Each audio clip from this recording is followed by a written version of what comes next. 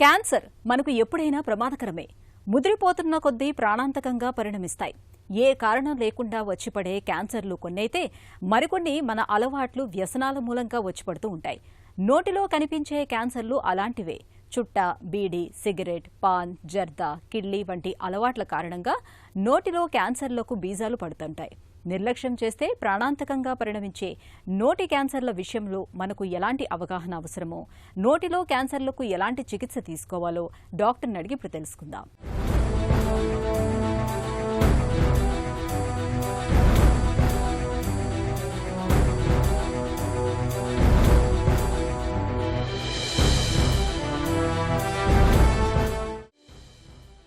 నోటిలో అప్పుడప్పుడు చిన్న చిన్న పుండ్లు రావటం, వాటంతట అవే మానిపోవటం మనలో చాలామందికి అనుభవమే. నిత్యం ఒత్తిడితో సతమతమవుతున్నప్పుడు, బి విటమిన్ లోపాలు తలెత్తినప్పుడు, పొరపాటున పంటితో కొరుకున్నప్పుడు నోటి లోపల చిన్న చిన్న గాయాలవుతూ ఉంటాయి. అల్సర్లు ఏర్పడుతూ ఉంటాయి. వీటి గురించి పెద్దగా భయపడాల్సిన పని లేదు. వారం 10 రోజుల్లోనే నయమైపోతూ ఉంటాయి. కానీ నోటిలో పుండ్లు మొదలై 2 వారాలు దాటినా అవి నయం కానప్పుడు అప్రమత్తం కావాలి. ఎందుకంటే ఇలాంటి మానని మొండి పుండ్ల వెనుక ఒక్కోసారి క్యాన్సర్ ప్రమాదం దాగి ఉంటుందని హెచ్చరిస్తున్నారు డాక్టర్లు.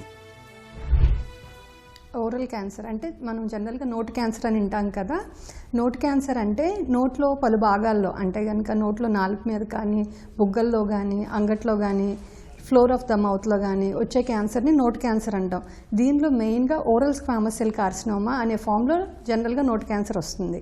మెయిన్గా చెడు అలవాట్లు, అంటే కనుక పొగాకు నమిలే అలవాటు కానీ, పొగాకు తాగే అలవాటు ఉండడం కానీ, అంటే సిగరెట్టు, బీడి, చుట్టాలు తాగే అలవాటు ఉండడం వల్ల మెయిన్గా ఓరల్ క్యాన్సర్ వస్తుంది.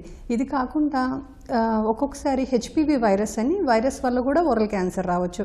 కొంతమందిలో షార్ప్ టీత్ ఉండడం వల్ల కానీ, ఇల్ ఫిట్టింగ్ డెంచర్, అంటే కనుక మన నోట్లో పళ్ళు కట్టించుకున్న సెట్లు ఉంటాయి కదా, ఆ సెట్లు సరిగ్గా పట్టకపోవడం వల్ల కూడా, అంటే కనుక ఎక్కడైనా గుచ్చుకుండా ఉందనుకోండి, ఆ గుచ్చుకుంది మనం అలాగే వదిలేస్తే అది పుండుపడి క్యాన్సర్గా మారచ్చు. మోస్ట్ కామన్గా ఓరల్ క్యాన్సర్లో మనకు కనిపించే సిమ్టమ్ ఏంటంటే లాంగ్ టర్మ్గా కనిపించే పుండు. అంటే కనుక కనీసం 1 మంత్ కంటే ఎక్కువ టైంలో ఎక్కువ కాలం ఒక పుండు మానట్లేదు అనుకోండి, అప్పుడు మనం దాన్ని ఒకసారి డాక్టర్కి చూపించుకోవడం చాలా ఇంపార్టెంట్.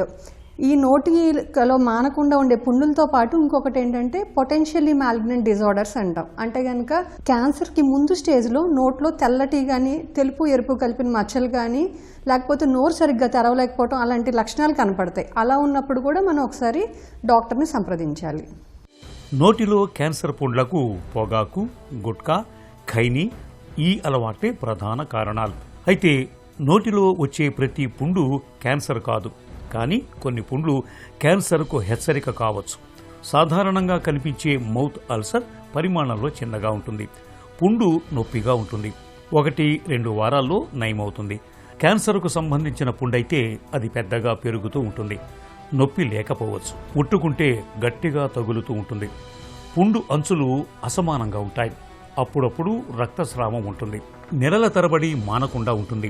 ఈ లక్షణాలతో పాటు నోటిలో తెల్ల మచ్చలు, ఎర్ర మచ్చలు, మాట మాట్లాడటంలో ఇబ్బంది, మింగేటప్పుడు నొప్పి, దవడ కదలకపోవటం ఇవన్నీ నోటి క్యాన్సర్ సంకేతాలు కావచ్చని చెబుతారు డాక్టర్లు. జనరల్గా ఏంటంటే నోట్లో వచ్చే పుళ్ళు ఉంటాయి కదా, అవి మనకి ఆఫ్టర్ అల్సర్స్, అంటే కనుక మనకి జనరల్గా వేడిపొక్కులు అంటాము, ఆ ఫామ్లో రావచ్చు. అవి ఏంటంటే 1 వారం 2 వారాల్లో తగ్గిపోతాయి.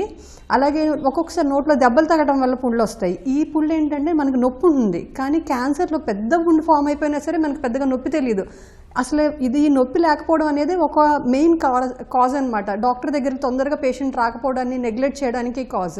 పొటెన్షియల్లీ మాలిగ్నెంట్ డిజార్డర్ అంటే మనకి శరీరంలో మిగతా భాగాల్లో క్యాన్సర్ వచ్చినప్పుడు జనరల్గా క్యాన్సర్ డైరెక్ట్గా క్యాన్సర్ మాలిగ్నెంట్గానే మనకి కనిపిస్తుంది. కానీ నోట్లో మనకు ఉండే అవకాశం ఏంటంటే క్యాన్సర్ డైరెక్ట్గా క్యాన్సర్ లాగా రాదు. ముందు దానికి ఒక స్టేజ్లో కనపడుతుంది. ఈ చెడు అలవాట్లు ఉండే వాళ్ళకి ఆ ముందు దశనే మనం పొటెన్షియల్లీ మాలిగ్నెంట్ డిజార్డర్స్ అంటాం.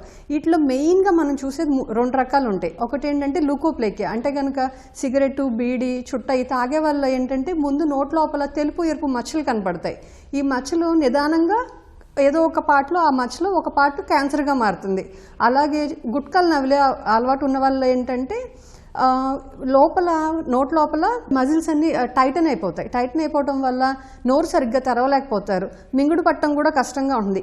ఇప్పుడు ఈ పొటెన్షియల్లీ మ్యాలిగ్నెంట్ డిజార్డర్ స్టేజ్లో ఉన్నప్పుడు మనం పేషెంట్ కనుక ఆ హ్యాబిట్ని బ్రేక్ చేసినా సరే, లేకపోతే బ్రేక్ చేసి మిగతా మనకి డాక్టర్ గారి దగ్గరికి వెళ్ళి మెడిసిన్స్ వాడినా సరే తిరిగి నార్మల్ స్టేజ్కి రావచ్చు. ఒకసారి క్యాన్సర్గా మారితే మాత్రం ఇంకా దానికి క్యాన్సర్ ట్రీట్మెంట్కి వెళ్లాల్సిందే. నోటిలో పుండు మొదలై 2 వారాలైనా నయం కానప్పుడు, దాని పరిమాణం పెరుగుతున్నప్పుడు, రక్తస్రావం జరుగుతున్నప్పుడు, మాట్లాడటం మింగటం కష్టంగా అనిపిస్తున్నప్పుడు ఆలస్యం చేయకుండా వెంటనే డాక్టర్ని సంప్రదించాలి. ఏ క్యాన్సర్నైనా తొలి దశలో గుర్తించటం అనేది ప్రధానమైనది. దాని మీద ఆధారపడే క్యాన్సర్ నయమవుతుందా లేదా అనే విషయం నిర్ధారణ అవుతుంది. ఎండోస్కోపీ, ఎక్స్రే, సిటీ స్కాన్ లాంటి ప్రాథమిక పరీక్షల ద్వారా, అలాగే స్క్రీనింగ్ చేయటం ద్వారా క్యాన్సర్లను తొలి దశలోనే గుర్తించవచ్చు. ఆపై కణితి పరిమాణం బట్టి సర్జరీ చేయాలా, లేక రేడియేషన్ అవసరమవుతుందా, లేదంటే కీమోథెరపీ చేయాలా అనే విషయాన్ని డాక్టర్లు నిర్ణయిస్తారు. కొన్నిసార్లు 2-3 చికిత్సల కలయిక కూడా అవసరం పడవచ్చు. ఓరల్ క్యాన్సర్కి మెయిన్గా ఏంటంటే హిస్టరీ, పేషెంట్కి ఏమైనా హ్యాబిట్స్ ఉన్నాయా అనే హిస్టరీ, ఎంతకాలం నుంచి ఈ పుండు ఉంటుంది, ఆ తర్వాత ఎగ్జామినేషన్, అసలు ఎంత పెద్దగా ఉంది ఏంటి అని చూస్తాం. అన్నిటికంటే ముందు మనకి ఓరల్ క్యాన్సర్ డయాగ్నోసిస్కి ఇంపార్టెంట్ ఏంటంటే ముక్క పరీక్ష అనమాట. ఆ క్యాన్సర్ భాగం నుంచి చిన్న ముక్క తీసి మనం పరీక్షకు పంపిస్తాం. అక్కడ క్యాన్సర్ నిర్ధారణ అయితే కనుక అది మనకి గోల్డ్ స్టాండర్డ్ అనమాట క్యాన్సర్ నిర్ధారణకి. అలా కాకుండా ఒకసారి క్యాన్సర్ నిర్ధారణ అయ్యాక అది ఎంతవరకు పాకింది అనే దానికి, అంటే లింఫ్ నోడ్స్ ఇన్వాల్వ్ అయినాయా అని తెలుసుకోవడానికి మనం ఫైన్ నీడల్ యాస్పిరేషన్ అలా చేస్తాం. అలాగే ఇతర భాగాలకు పాకిద్దా లేదా అని చూడటానికి పెట్ స్కాన్ అయితే ఇస్తాం. మెయిన్ గోల్డ్ స్టాండర్డ్ మాత్రం ముక్క పరీక్ష. ట్రీట్మెంట్ ఆప్షన్స్ మెయిన్గా 3 రకాలుగా ఉంది. ఒకటి ఏంటంటే సర్జరీ, ఇంకొకటి రేడియేషన్ థెరపీ, ఇంకొకటి కీమోథెరపీ. ఈ ఏ ట్రీట్మెంట్ ముందు అంటే ఫస్ట్ సర్జరీకి వెళ్తామా, ఫస్ట్ రేడియోథెరపీకి వెళ్తామా, లేకపోతే ఓన్లీ సర్జరీ చేస్తామా, ఇవి దేని మీద ఆధారపడి ఉంటాయంటే పేషెంట్ వయసు మీద. అంటే బాగా పెద్ద వయసు వాళ్ళు అనుకోండి, వాళ్ళు సర్జరీ టాలరేట్ చేయలేరు అనుకోండి, అప్పుడు సిమ్టమాటిక్గా ఓన్లీ రేడియేషన్ థెరపీ, ఆ తర్వాత కీమోథెరపీ మైల్డ్గా అట్లా ఇస్తాం అనమాట. అలాంటి ట్రీట్మెంట్స్కి వెళ్ళొచ్చు. లేదు క్యాన్సర్ ఏ పార్ట్లో వచ్చిందనేది, ఇప్పుడు posterior part of the palate అంటే కనుక మనకి అంగట్లో వెనక భాగంలో వచ్చిందనుకోండి, ఆ ప్లేస్లో సర్జరీకి వెళ్ళటం కష్టం. సో పేషెంట్ మీద, అలాగే మనకి ఈ క్యాన్సర్ ఎక్కడ వచ్చింది అనేది అట్లా ఇతర కొన్ని విషయాలు ఉంటాయి, వాటి మీద మన ట్రీట్మెంట్. కాకపోతే మెయిన్గా వెళ్ళేది మాత్రం సర్జరీ, రేడియోథెరపీ, కీమోథెరపీ. వీటిని కాంబినేషన్ థెరపీలో ఇట్లా ఏదో ఒక కాంబినేషన్ తీసుకుని మనం ట్రీట్మెంట్కి వెళ్తాం. నోటిలో క్యాన్సర్ అని తెలిసిన వెంటనే భయపడాల్సిన పని లేదు. ప్రారంభ దశలో గుర్తిస్తే చిన్న శస్త్రచికిత్సతోనే నోటిలో క్యాన్సర్ కణితులను పూర్తిగా తొలగించవచ్చు. పెద్ద పెద్ద ఆపరేషన్లు, రేడియేషన్ వరకు వెళ్లకుండానే కణితులకు చికిత్స చేయొచ్చు. ఆపై అందరిలాగే సాధారణ జీవితాన్ని కొనసాగించవచ్చు.